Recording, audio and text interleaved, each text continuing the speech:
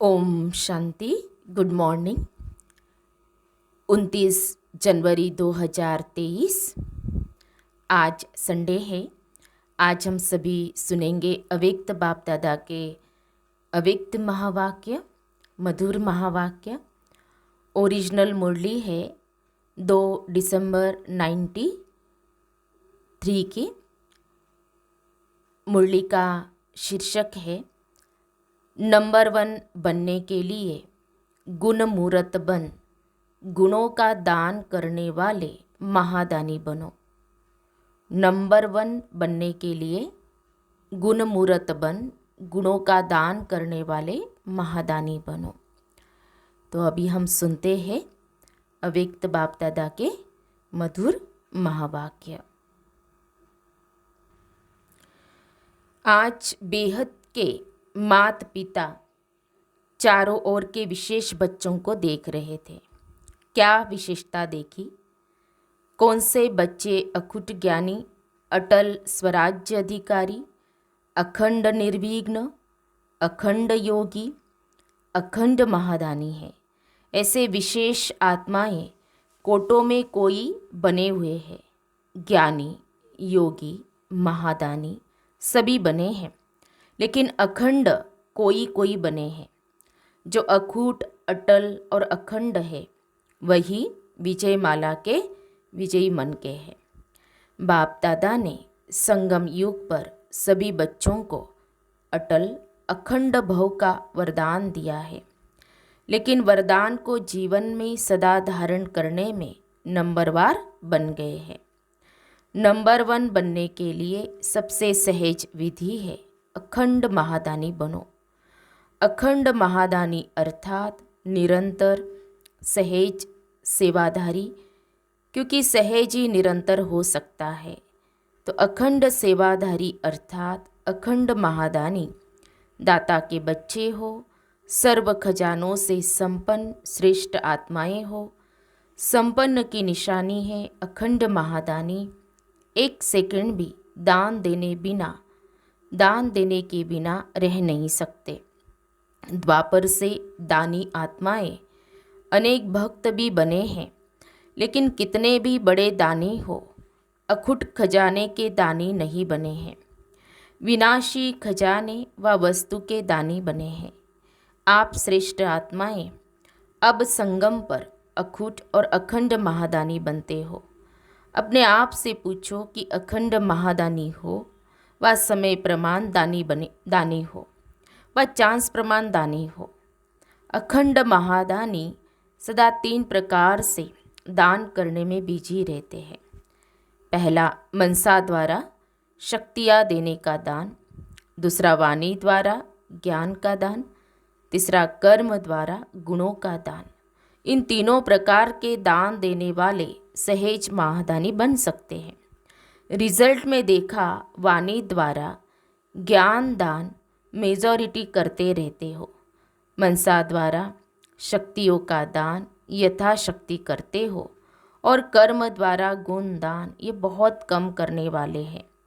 और वर्तमान समय चाहे अज्ञानी आत्माएं हैं, चाहे ब्राह्मण आत्माएं हैं, दोनों को आवश्यकता गुणदान की है। वर्तमान समय विशेष स्वयं में व ब्राह्मण परिवार में इस विधि को तीव्र बनाओ। ये दिव्य गुण सबसे श्रेष्ठ प्रभु प्रसाद है। इस प्रसाद को खूब बांटो। जैसे जब कोई से भी मिलते हो तो 1-2 में भी स्नेह की निशानी स्थूल टोली खिलाते हो ना, ऐसे 1-2 में ये गुणों की टोली खिलाओ। इस विधि से जो संगम युग का लक्ष्य है, फरिश्ता सो देवता, यह सहज सर्व में प्रत्यक्ष दिखाई देगा। यह प्रैक्टिस निरंतर स्मृति में रखो कि मैं दाता का बच्चा अखंड महादानी आत्मा हूँ। कोई भी आत्मा चाहे अज्ञानी हो चाहे ब्राह्मण हो, लेकिन देना है। ब्राह्मण आत्माओं को ज्ञान तो पहले ही है, लेकिन 2 प्रकार से दाता बन सकते हो। एक, जिस आत्मा को जिस शक्ति की आवश्यकता है उस आत्मा को मनसा द्वारा अर्थात शुद्ध वृत्ति वाइब्रेशंस द्वारा शक्तियों का दान अर्थात सहयोग दो।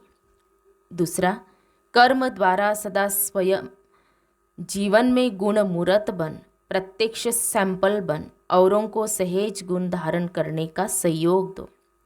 इसको कहा जाता है गुणदान। दान का अर्थ है सहयोग देना। आजकल ब्राह्मण आत्माएं भी सुनने के बजाय प्रत्यक्ष प्रमाण देखना चाहती हैं। किसी को भी शक्ति धारण करने की व गुण धारण करने की शिक्षा देना चाहते हो तो कोई दिल में सोचते, कोई कहते कि ऐसे धारणा मूर्त कौन बने हैं। तो देखना चाहते हैं लेकिन सुनना नहीं चाहते। ऐसे एक दो में कहते हो ना, कौन बना है, सबको देख लिया। जब कोई बात आती है तो कहते हैं कोई नहीं बना है, सब चलता है। लेकिन यह अलबेलेपन के बोल हैं, यथार्थ नहीं है। यथार्थ क्या है? फलो ब्रह्मा बाप। जैसे ब्रह्मा बाप ने स्वयं सदा अपने को निमित्त एग्जाम्पल बनाया, सदा यह लक्ष्य लक्षण में लाया। जो ओटे सो अर्जुन, अर्थात जो स्वयं को निमित्त प्रत्यक्ष प्रमाण बनाता है, वही अर्जुन अर्थात अव्वल नंबर का बनता है। अगर फॉलो फादर करना है तो दूसरे को देख बनने में नंबर 1 नहीं बन सकेंगे, नंबरवार बन जाएंगे। नंबर 1 आत्मा की निशानी है। हर श्रेष्ठ कार्य में मुझे निमित्त बन औरों को सिंपल करने के लिए सैंपल बनना है।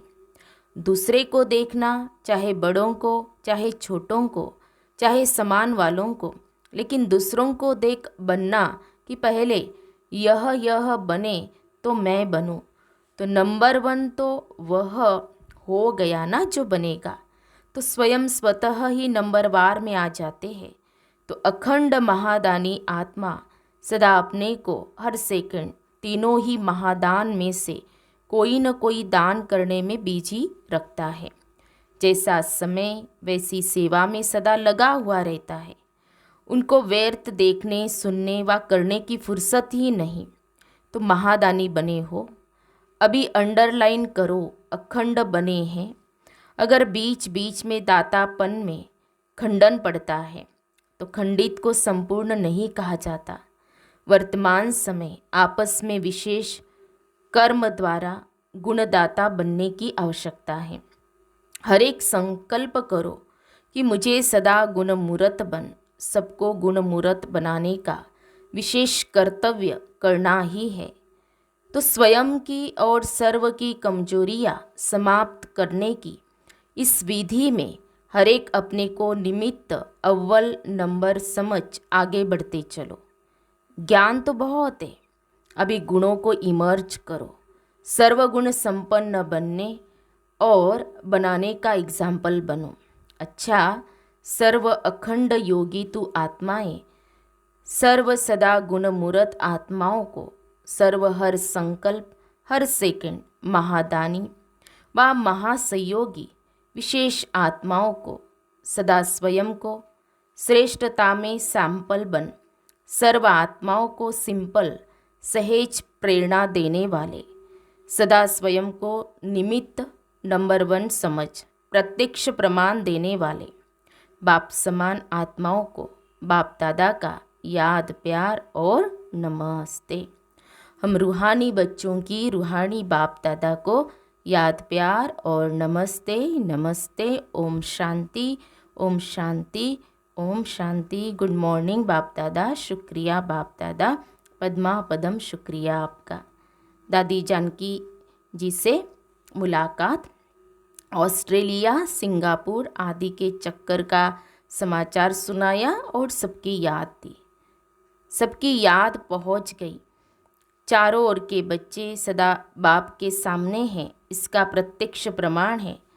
जब भी याद करते तो समीप और साथ का अनुभव करते हैं। बाबा कहा दिल से और दिलाराम हाजिर, इसीलिए ही कहते हैं हजूर हाजिर है, हाजिरा हजूर है। जहाँ भी है जो भी है, लेकिन हर स्थान पर हर एक के पास हाजिर हो जाते हैं, इसीलिए हाजिरा हजूर हो गया।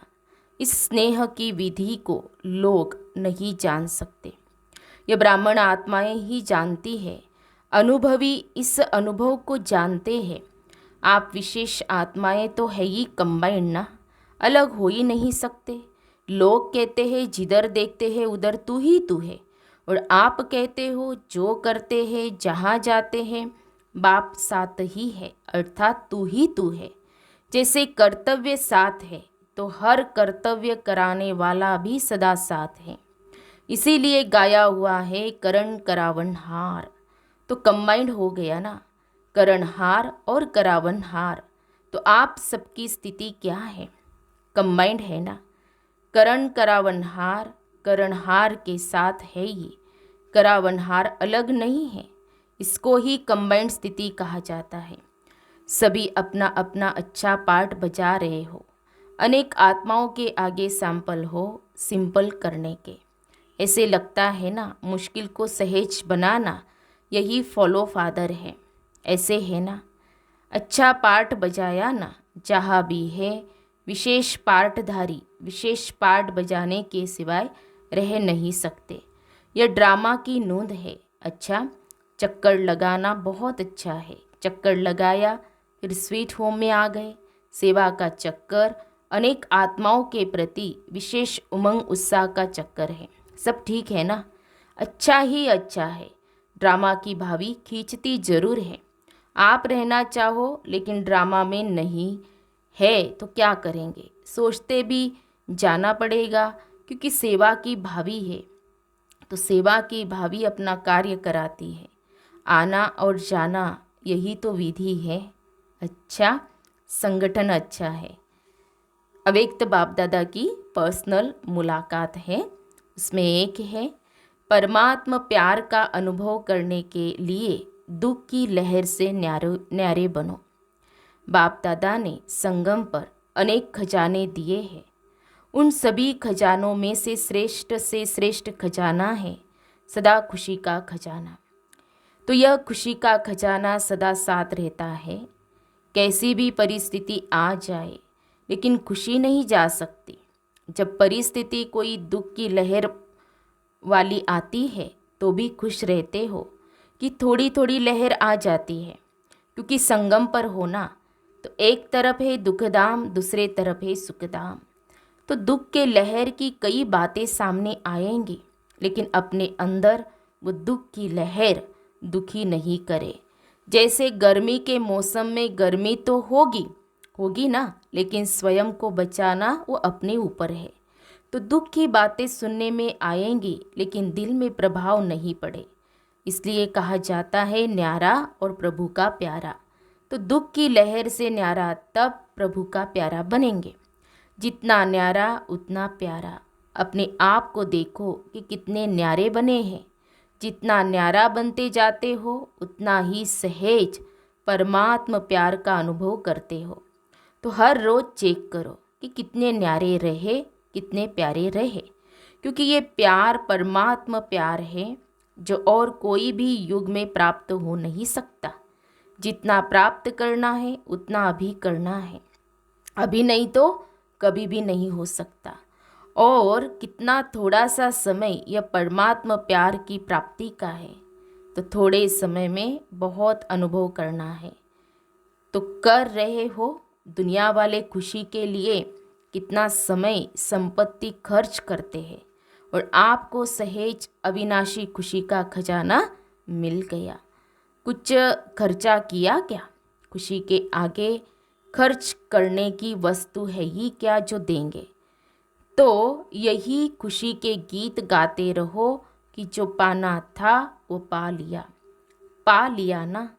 तो जब कोई चीज़ मिल जाती है तो खुशी में नाचते रहते हैं। दूसरों को भी यह खुशी बांटते जाओ। जितना बांटते जाते हो उतना बढ़ती जाती है, क्योंकि बांटना माना बढ़ना।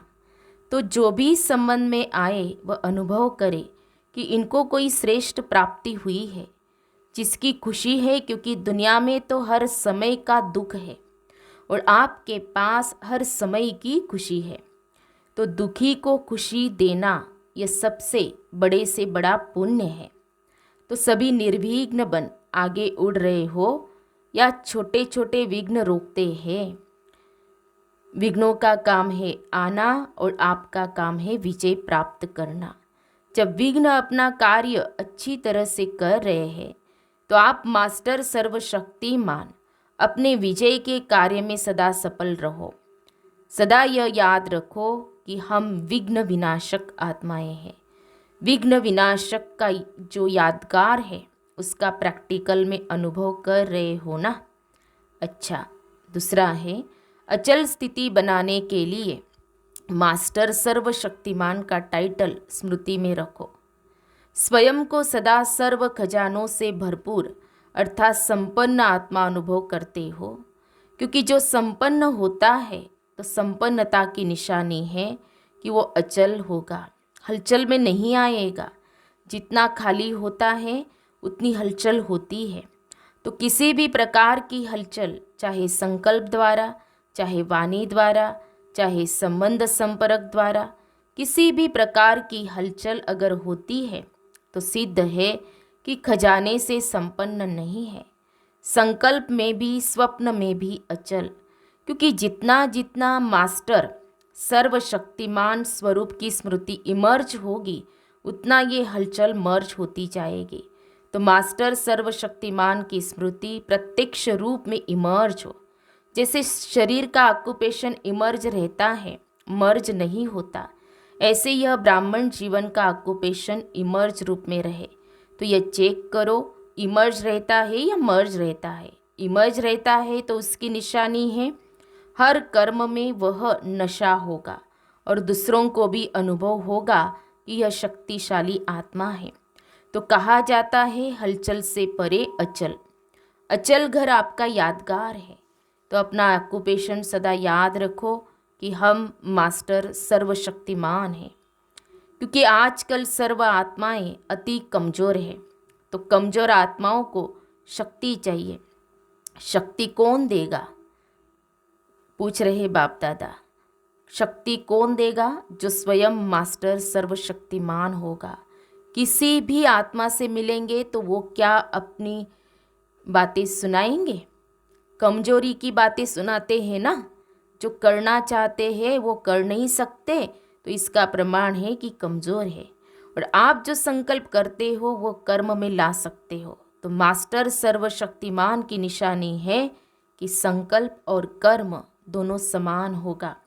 ऐसे नहीं कि संकल्प बहुत श्रेष्ठ हो और कर्म करने में वो श्रेष्ठ संकल्प नहीं कर सको, इसको मास्टर सर्वशक्तिमान नहीं कहेंगे।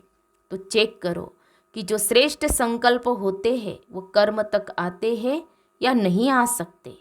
मास्टर सर्वशक्तिमान की निशानी है कि जो शक्ति जिस समय आवश्यक हो उस समय वो शक्ति कार्य में आए। तो ऐसे है या आह्वान करते हो, थोड़ा देरी से आती है। जब कोई बात पूरी हो जाती है पीछे स्मृति में आए कि ऐसा नहीं ऐसा करते, तो इसको कहा जाता है समय पर काम में नहीं आई। जैसे स्थूल कर्मेंद्रिया ऑर्डर पर चल सकती है ना, हाथ को जब चाहो जहाँ चाहो वहाँ चला सकते हो, ऐसे यह सूक्ष्म शक्तियाँ इतने कंट्रोल में हो जिस समय जो शक्ति चाहो काम में लगा सको। तो ऐसी कंट्रोलिंग पावर है। ऐसे तो नहीं सोचते कि चाहते तो नहीं थे लेकिन हो गया। तो सदा अपनी कंट्रोलिंग पावर को चेक करते हुए शक्तिशाली बनते चलो। सब उड़ती कला वाले हो कि कोई चढ़ती कला वाला, कोई उड़ती कला वाला। वह कभी उड़ती, कभी चढ़ती, कभी चलती कला हो जाती है। बदली होता है, वह एक रस आगे बढ़ते रहते हो। कोई विघ्न आता है तो कितने समय में विजयी बनते हो? टाइम लगता है, क्योंकि नॉलेजफुल होना। तो विघ्नों की भी नॉलेज है। नॉलेज की शक्ति से विघ्न वार नहीं करेंगे लेकिन हार खा लेंगे। इसी को ही मास्टर सर्वशक्तिमान कहा जाता है। तो अमृत वेले से इस ऑक्यूपेशन को इमर्ज करो और फिर सारा दिन चेक करो। अच्छा, प्यारे बाप दादा का वरदान है, सहन शक्ति का कवच पहन संपूर्ण स्टेज को वरने वाले विघ्न जीत भव। सहन शक्ति का कवच पहन संपूर्ण स्टेज को वरने वाले विघ्न जीत भव। अपनी संपूर्ण स्टेज को वरने अर्थात प्राप्त करने के लिए अलबेलेपन के नाज नखरों को छोड़ सहन शक्ति में मजबूत बनो। सहन शक्ति ही सर्व विघ्नों से बचने का कवच है। जो यह कवच नहीं पहनते वो नाजुक बन जाते हैं, फिर बाप की बातें बाप को ही सुनाते हैं। कभी बहुत उमंग उत्साह में रहते, कभी दिल शिकस्त हो जाते। अब इस उतरने चढ़ने की सीढ़ी को छोड़ सदा उमंग उत्साह में रहो तो संपूर्ण स्टेज समीप आ जाएगी। स्लोगन है, याद और सेवा की शक्ति से अनेक आत्माओं पर रहम करना ही रहम दिल बनना है। याद और सेवा की शक्ति से अनेक आत्माओं पर रहम करना ही रहम दिल बनना है। हम सब ने सुने प्यारे बाप दादा के मधुर महावाक्य। तो आज बाप दादा ने हम बच्चों को अटेंशन दिलाया कि बच्चे महादानी बनना है। तो किस में महादानी बनना है? मनसा, वाचा और कर्मणा में। तो मनसा में जो बाप दादा ने कहा कि शक्तियाँ दान करो, वाणी के द्वारा ज्ञान का दान और कर्म के द्वारा गुणों का दान। तो मास्टर सर्वशक्तिमान किसे कहेंगे वो भी प्यारे बाप दादा ने बताया कि जिनके संकल्प और कर्म समान होते हैं उन्हें ही मास्टर सर्वशक्तिमान कहा जाता है। तो ये स्थिति भी हमें बनानी है। तो आज की जो मुरली है उस पर सभी मनन चिंतन करेंगे और स्वमान का अभ्यास करके स्मृति स्वरूपी रहेंगे। अच्छा, ओम शांति।